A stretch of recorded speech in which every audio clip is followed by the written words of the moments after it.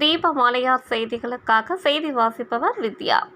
அண்ணாமலையார் கோவிலில் ஆடி மாதம் பௌர்ணமி உண்டியல் வருவாய் 3,46,00,000 ரூபாய். பக்தர்கள் காணிக்கை.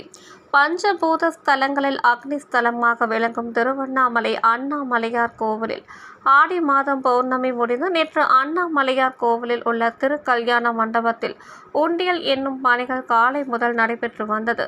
அண்ணாமலையார் கோவில் ஊழியர்கள் மற்றும் தன்னார்வலர்கள் என உண்டியல் காணிக்கை என்னும் பணியில் ஈடுபட்டனர். அண்ணாமலையார் கோவில் வளாகத்தில் உள்ள உண்டியல் மற்றும் கிரிவல பாதையில் உள்ள அஷ்டலிங்கத்தில் வைக்கப்பட்ட உண்டியல்கள் என அனைத்து உண்டியல்கள் என்னும் பணி நேற்று நடைபெற்றது.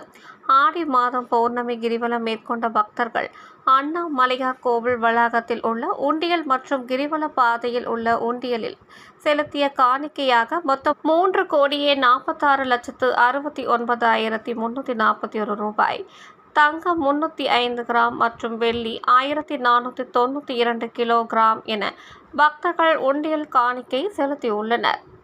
தீபமலையார் செய்திகளுக்காக தலைமை ஆசிரியர் வி. மூர்த்தி.